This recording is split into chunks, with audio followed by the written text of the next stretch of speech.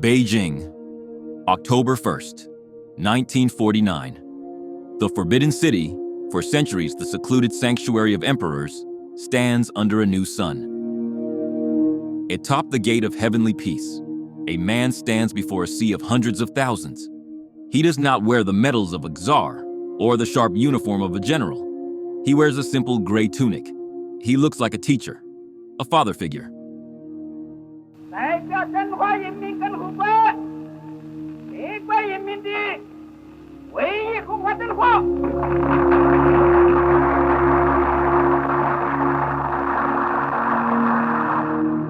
He speaks. His voice is high-pitched, carrying the thick rural accent of the Hunan province. He tells the crowd, the Chinese people have stood up. To the world, he looked like a liberator. To the peasants, he was a savior. But beneath that calm exterior lay a mind that viewed the human soul as nothing more than a chemical element to be manipulated. In our previous episodes, we saw how Adolf Hitler used the fire of race to destroy. We saw how Joseph Stalin used the ice of paranoia to freeze his enemies. But Mao Zedong? Mao was different. Mao used the concept of the people to erase the person.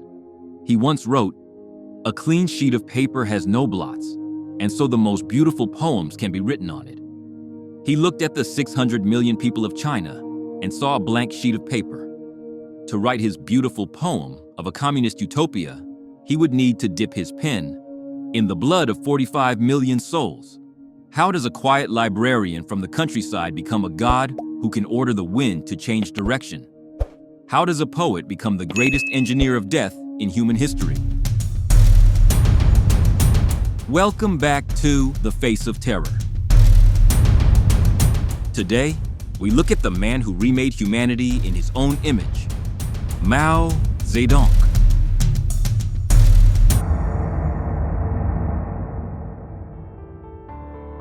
The roots of every monster are buried in the soil of their youth. Born in 1893 in the village of Shaoshan, Mao was the son of a wealthy peasant. His father, Mao Yichang, was a man of the old world, a strict taskmaster who saw his son not as a child, but as an asset for labor. Mao hated him.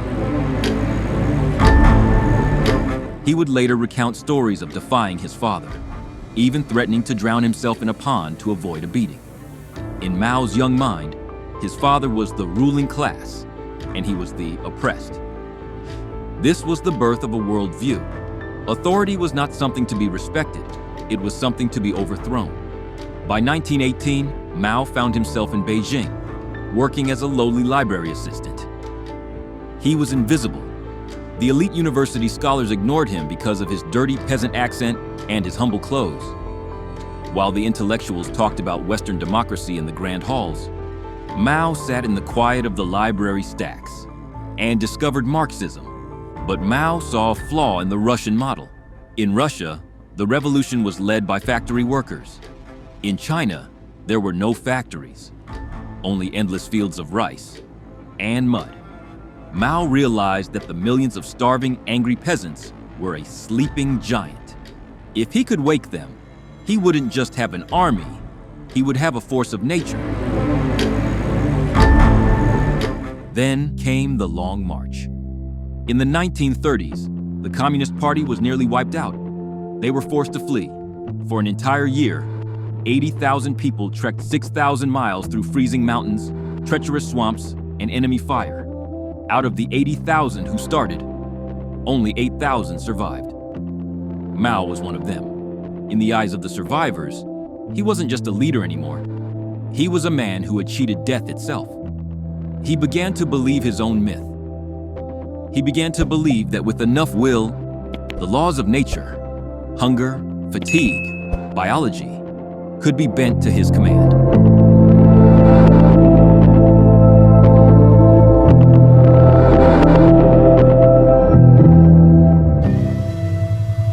By 1958, Mao had been in power for nearly a decade, but he was impatient. He wanted China to leap over the centuries and become a superpower overnight. He called it the Great Leap Forward. It was a war, not against a foreign army, but against the very structure of reality. Mao ordered that China's steel production must surpass the United Kingdom's in 15 years, but there were no factories. His solution was pure madness. Backyard furnaces. Every peasant in every village was ordered to stop farming and start smelting steel in their gardens. They melted down their cooking pots. They melted their tools. They even melted their bed frames. To keep the fires burning, they cut down every tree in sight. The result was pig iron, useless, brittle lumps of metal. But the local officials were terrified. If you told the truth, you were labeled a rightist and sent to a labor camp. So, they lied. They told Mao the steel was perfect. Then, Mao declared war on the birds. He identified the 4 pests: rats, flies, mosquitoes, and sparrows. He claimed sparrows ate too much grain and ordered the nation to kill every sparrow in China. Millions of people took to the streets for days, banging pots and pans so the birds couldn't land, until the sparrows literally fell from the sky, dead from heart failure and exhaustion. It was a victory, but it was a catastrophe. Without the sparrows, the locust population exploded. The locusts ate the crops that the sparrows would have protected. The Great Famine began.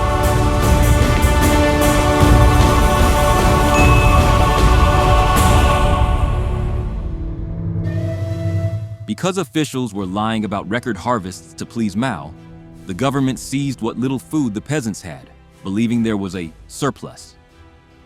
What followed was the greatest man-made disaster in human history. From 1958 to 1962, an estimated 45 million people starved to death. Think about that number. 45 million. In some villages, there were no sounds of dogs or cats. They had all been eaten. Parents swapped children with neighbors so they wouldn't have to eat their own offspring to survive.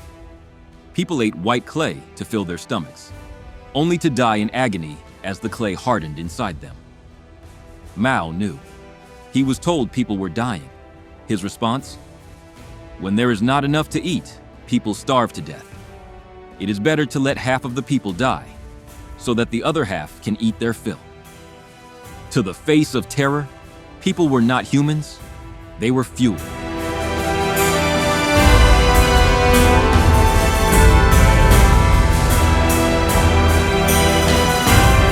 When the Great Leap failed, other leaders in the party tried to fix the economy. Mao felt his power slipping. He didn't care about the economy, he cared about his legacy. In 1966, he launched the Cultural Revolution. He didn't use the army this time. He used the youth. He told the students, it is right to rebel. He told them that their teachers, their parents, and the 4 olds, old customs, old culture, old habits, and old ideas, were the reason China was failing. He called them the Red Guards. He turned the schools into torture chambers. Students beat their professors with belt buckles. Children denounced their parents to the secret police for reactionary thoughts. Ancient temples that had stood for 2,000 years, treasures of human history, were smashed to dust in an afternoon. Mao perfected the struggle session. He didn't just kill his enemies, he humiliated them. He forced high-ranking officials to stand in stadiums with heavy wooden signs around their necks while thousands of people screamed insults and spat on them. He destroyed their dignity before he destroyed their lives. For 10 years, China was a land of madness. No one was safe. If you wore a Western suit, you were a traitor. If you read a book that wasn't Mao's little red book, you were a spy. Mao sat in his villa, swimming in his private pool, watching the nation tear itself apart. He found it beautiful. He said, "There is great chaos under heaven. The situation is excellent."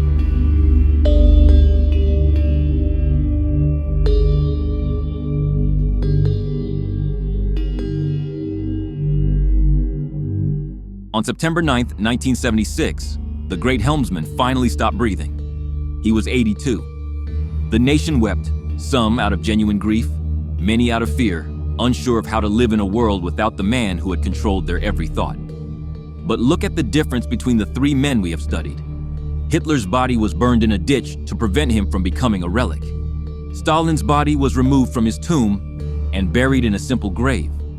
But Mao's face is still there. His portrait still hangs over Tiananmen Square. His body is preserved in a crystal coffin, visited by thousands every day. His system didn't die with him. It evolved into something new, something modern. But the foundation remains. What is the common thread in our series so far? Hitler taught us how hate can weaponize a democracy. Stalin taught us how fear can turn a state into a prison. Mao teaches us how idealism, the desire for a perfect world, can be the most dangerous weapon of all. The face of terror is rarely the face of a monster in the dark. It is the face of a man who believes he is doing the right thing. It is the face of a system that values the grand plan more than the human heart. Mao Zedong didn't just kill people. He tried to kill the very idea of the individual. Stay curious. Look past the promises of utopia. Because every time a leader tells you that the people are everything, ask yourself, which people are they willing to sacrifice? Remain vigilant. Stay ahead of the patterns. And join us next time as we uncover the next face of terror.